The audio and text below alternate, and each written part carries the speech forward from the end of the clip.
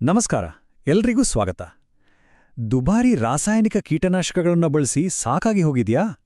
ಹಾಗಿದ್ರೆ ಬನ್ನಿ, ಇವತ್ತು ಕೃಷಿ ಮಾಡೋ ರೀತಿನೇ ಬದಲಾಯಿಸಬಲ್ಲ ಒಂದು ಸೂಪರ್ ಪವರ್ಫುಲ್ ಮನೆಯಲ್ಲೇ ಮಾಡಬಹುದಾದ ಸಾವಯವ ದ್ರಾವಣದ ಬಗ್ಗೆ ತಿಳ್ಕೊಳ್ಳೋಣ. ಹೌದು, ನೀವು ಕೇಳಿದ್ದು ನಿಜಕ್ಕೂ ಸರಿ. ಈ ಮನೆಯಲ್ಲೇ ತಯಾರಿಸೋ ಮಿಶ್ರಣದ ಅತಿದೊಡ್ಡ ಪ್ಲಸ್ ಪಾಯಿಂಟ್ ಅಂದ್ರೆ ಅದರ ವೆಚ್ಚ. ಮಾರುಕಟ್ಟೆಯಲ್ಲಿ ಸಾವಿರಾರು ರೂಪಾಯಿ ಸುರಿಯೋದಕ್ಕೆ ಬದಲಾಗಿ ಇದನ್ನ ಸಂಪೂರ್ಣವಾಗಿ ಫ್ರೀಯಾಗಿ ಮಾಡ್ಕೋಬಹುದು. ಅದು ಹೇಗೆ ಸಾಧ್ಯ ಅಂತೀರಾ? ಬನ್ನಿ ನೋಡೋಣ. ಸರಿ, ಇವತ್ತಿನ ಈ ವಿಶ್ಲೇಷಣೆಯಲ್ಲಿ ನಾವೇನೆಲ್ಲ ನೋಡ್ತೀವಿ ಅಂದ್ರೆ, ಮೊದಲು ರೈತರು ಸಾಮಾನ್ಯವಾಗಿ ಎದುರಿಸೋ ಚಾಲೆಂಜ್ಗಳೇನು ಅಂತ ನೋಡೋಣ. ಆಮೇಲೆ ಅದಕ್ಕೊಂದು ಶಕ್ತಿಶಾಲಿ, ಅದು ಉಚಿತವಾದ ಪರಿಹಾರದ ಬಗ್ಗೆ ಮಾತಾಡೋಣ. ಆಮೇಲೆ ಅದನ್ನ ಮಾಡೋದು ಹೇಗೆ, ಅದಕ್ಕೆ ಬೇಕಾದ ಸಾಮಗ್ರಿಗಳೇನು, ಅದನ್ನ ಸರಿಯಾಗಿ ಬಳಸೋದು ಹೇಗೆ, ಮತ್ತೆ ಕೊನೆಗೆ ಇದರಿಂದ ಆಗೋ ಲಾಭಗಳೇನು, ಜೊತೆಗೆ ಕೆಲವು ಫೈನಲ್ ಟಿಪ್ಸ್ ಕೂಡ ಚರ್ಚೆ ಮಾಡೋಣ. ಹಾಗಿದ್ರೆ ಮೊದಲನೇ ಭಾಗದಿಂದ ಶುರು ಮಾಡೋಣ. ರೈತರು ಫೇಸ್ ಮಾಡೋ ಅತಿ ದೊಡ್ಡ ಸವಾಲು ಯಾವುದು? ಅದುವೇ ಕೀಟಗಳು ಮತ್ತೆ ರೋಗಗಳು. ಇವುಗಳಿಂದ ಬೆಳೆಗಳನ್ನ ಕಾಪಾಡಿಕೊಳ್ಳೋದು ಎಂಥ ತಲೆನೋವಲ್ವಾ? ಇದು ಇಳುವರಿ ಮೇಲೆ ಎಷ್ಟು ಕೆಟ್ಟ ಪರಿಣಾಮ ಬೀರುತ್ತೆ ಅನ್ನೋದು ನಮ್ಗೆಲ್ಲ ಗೊತ್ತಿರೋ ವಿಷಯನೇ. ಇಲ್ನೋಡಿ, ಇವು ಕೆಲವು ಕಾಮನ್ ವಿಲನ್ಗಳು. ಥ್ರಿಪ್ಸ್, ಬಿಳಿನೊಣ, ಹೇನುಗಳು, ಕಂಬಳಿ ಹುಳುಗಳು. ಅಷ್ಟೇ ಅಲ್ಲ, ಕಾಂಡ ಮತ್ತೆ ಹಣ್ಣು ಕೊರೆಯೋ ಹುಳುಗಳು ಕೂಡ. ಅದರಲ್ಲೂ ಈರುಳ್ಳಿ, ಟೊಮ್ಯಾಟೊ, ಹತ್ತಿ ಅಂತ ಬೆಳೆಗಳಿಗೆ ಇವುಗಳಿಂದ ಆಗುವ ನಷ್ಟ ಅಷ್ಟಿಷ್ಟಲ್ಲ. ಇವುಗಳನ್ನ ಕಂಟ್ರೋಲ್ ಮಾಡೋದಂದ್ರೆ ಸುಮ್ಮನೆನಾ? ಆದ್ರೆ ಚಿಂತೆ ಮಾಡಬೇಕಾದ ಅಗತ್ಯ ಇಲ್ಲ. ಯಾಕಂದ್ರೆ ಈ ಎಲ್ಲಾ ಸಮಸ್ಯೆಗಳಿಗೂ ನಮ್ಮ ಪ್ರಕೃತಿಯಲ್ಲೇ ಒಂದು ಅದ್ಭುತವಾದ ಪರಿಹಾರ ಇದೆ.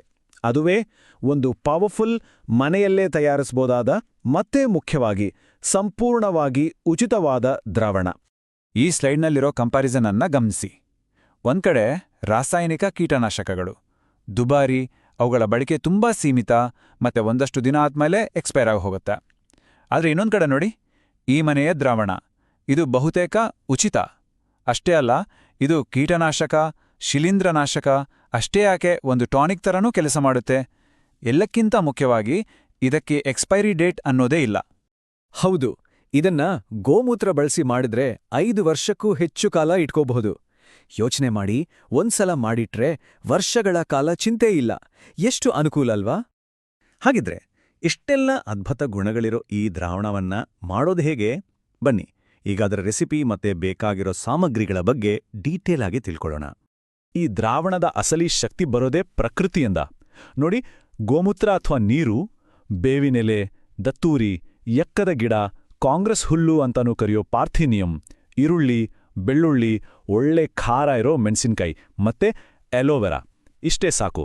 ಇದರಲ್ಲಿ ಹೆಚ್ಚಿನವೆಲ್ಲ ನಮ್ಮ ಸುತ್ತಮುತ್ತ ಸುಲಭವಾಗಿ ಸಿಗುತ್ತೆ.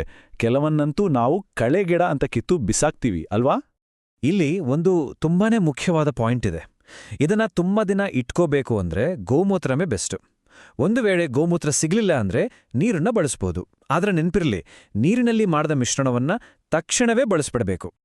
ಸರಿ, ಇದನ್ನ ಮಾಡೋ ಪ್ರಾಸೆಸ್ ಕೂಡ ತುಂಬಾ ಸಿಂಪಲ್. ಮೊದಲು ಗೋಮೂತ್ರ ಅಥವಾ ನೀರನ್ನ ಚೆನ್ನಾಗಿ ಕುದಿಸಬೇಕು. ಆಮೇಲೆ ಕಟ್ ಮಾಡಿಟ್ಕೊಂಡಿರೋ ಎಲ್ಲಾ ಸಾಮಗ್ರಿಗಳನ್ನ ಅದಕ್ಕೆ ಹಾಕಿ. ಈಗ ಆ ದ್ರವ ಕಡಿಮೆ ಆಗುವವರೆಗೂ ಕುದಿಸಬೇಕು. ಅಂದ್ರೆ ಒಂದು 10 ಲೀಟರ್ ಹಾಕಿದ್ರೆ ಅದು 6 ಲೀಟರ್ ಆಗೋ ತನಕ. ಆಮೇಲೆ ಅದನ್ನ ರಾತ್ರಿಯಿಡೀ ತಣ್ಣಗಾಗೋಕೆ ಬಿಡಿ. ಬೆಳಗ್ಗೆ ಒಂದು ಡಬಲ್ ಲೇಯರ್ ಬಟ್ಟೆ ತಗೊಂಡು ನೀಟಾಗಿ ಸೋಸಿ. ಕೊನೆಗೆ ರೆಡಿಯಾದ ದ್ರಾವಣವನ್ನ ಬಾಟ್ಲಿಗಳಲ್ಲಿ ತುಂಬಿಟ್ರೆ ಆಯ್ತು. ಇಲ್ಲೊಂದು ತುಂಬಾನೇ ಪ್ರಮುಖವಾದ ಸುರಕ್ಷತಾ ಎಚ್ಚರಿಕೆ ಇದೆ. ದಯವಿಟ್ಟು ಗಮನ ಕೊಟ್ಟು ಕೇಳಿ. ಈ ಕೀಟನಾಶಕವನ್ನ ಮಾಡೋಕೆ ಬಳಸಿದ ಪಾತ್ರೆಯನ್ನ ಮತ್ತೆ ಯಾವತ್ತೂ ಮನುಷ್ಯರ ಅಥವಾ ಪ್ರಾಣಿಗಳ ಅಡಿಗೆಗೆ ಬಳಸಲೇಬಾರದು. ಯಾಕಂದ್ರೆ ಇದ್ರಲ್ಲಿ ಬಳಸೋ ಕೆಲವು ಗಿಡಗಳು ವಿಷಕಾರಿ. ಸೊ ಈ ವಿಚಾರದಲ್ಲಿ ಕಾಂಪ್ರಮೈಸ್ ಬೇಡ. ಓಕೆ, ದ್ರಾವಣವನ್ನ ಮಾಡೋದು ಆಯ್ತು. ಆದ್ರೆ ಅದಷ್ಟೇ ಸಾಕಾಗಲ್ಲ.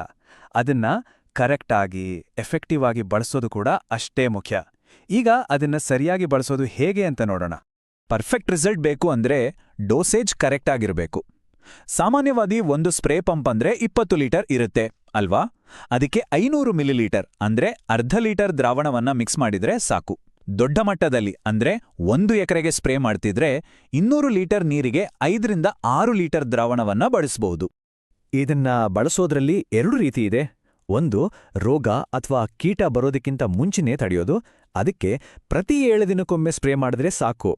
ಇನ್ನೊಂದು, ಈಗಾಗಲೇ ಕೀಟಗಳ ಕಾಟ ಶುರುವಾಗಿದ್ರೆ ಅದನ್ನ ನಿವಾರಿಸೋಕೆ ಪ್ರತಿ 4 ದಿನದ ಗ್ಯಾಪ್ನಲ್ಲಿ 3 ಸಲ ಸ್ಪ್ರೇ ಮಾಡಬೇಕಾಗತ್ತೆ. ಇದರ ಪೂರ್ತಿ ಲಾಭ ಪಡ್ಕೋಬೇಕು ಅಂದರೆ ಕೆಲವು ಟಿಪ್ಸ್ ಫಾಲೋ ಮಾಡಬೇಕು. ಸ್ಪ್ರೇ ಮಾಡೋಕೆ ಮುಂಚೆ ಬೆಳೆಗೆ ನೀರ್ ಹಾಯಿಸಿ. ಬೆಳಗ್ಗೆ ಬೇಗ ಅಥವಾ ಸಂಜೆ ಹೊತ್ತು ಸ್ಪ್ರೇ ಮಾಡೋದು ಬೆಸ್ಟ್. ಒಂದು ವೇಳೆ ಗಿಡ ಹೂ ಬಿಡೋ ಸ್ಟೇಜ್ನಲ್ಲಿದ್ರೆ ತಡ ಸಂಜೆ ಮಾತ್ರ ಸ್ಪ್ರೇ ಮಾಡಿ. ಇದನ್ನ ಯಾವತ್ತೂ ಬೇರೆ ಕೆಮಿಕಲ್ ಜೊತೆ ಮಿಕ್ಸ್ ಮಾಡಬೇಡಿ ಮತ್ತು ಸ್ಪ್ರೇ ಮಾಡಿದ ಮೇಲೆ ಮಳೆ ಬಂದ್ರೆ ಮತ್ತೆ ಸ್ಪ್ರೇ ಮಾಡಬೇಕಾಡತ್ತೆ. ಇದು ಇಂಪಾರ್ಟೆಂಟ್. ಇಲ್ಲೊಂದು ಬೋನಸ್ ಟಿಪ್. ದ್ರಾವಣವನ್ನ ಸೋಸಿದ ಮೇಲೆ ಉಳಿಯುತ್ತಲ್ಲ ಆ ಗಿಡಮೂಲಿಕೆಗಳ ಚರಟ, ಅದನ್ನ ವೇಸ್ಟ್ ಮಾಡಬೇಡಿ. ಅದನ್ನ ಗಿಡಗಳ ಬುಡದ ಸುತ್ತ ಹಾಕಿದ್ರೆ ಗೆದ್ದಲಿನಂತಹ ನೆಲದ ಕೀಟಗಳು ಹತ್ರನೂ ಬರಲ್ಲ. ಅಂದ್ರೆ ಇದರಲ್ಲಿ ಯಾವುದೂ ವೇಸ್ಟ್ ಆಗಲ್ಲ. ಹಾಗಾದ್ರೆ ಒಂದು ಕ್ಷಣ ಯೋಚಿಸಿ. ಮುಂದಿನ ಬೆಳೆ ಬೆಳೆಯೋಕೆ ನಮಗೆ ಬೇಕಾದ ಅತ್ಯಂತ ಶಕ್ತಿಶಾಲಿ ಪರಿಹಾರ ಈಗಾಗಲೇ ನಮ್ಮ ಹೊಲಗಳಲ್ಲೇ ಅಡಗಿರಬಹುದಾ? ಈ ಪ್ರಶ್ನೆಯೊಂದಿಗೆ ಪ್ರಕೃತಿಯಲ್ಲಿ ಸಿಗೋ ಇಂತಹ ಸ್ವಾವಲಂಬಿ ಪರಿಹಾರಗಳ ಬಗ್ಗೆ ನಾವು ಯೋಚಿಸೋಣ.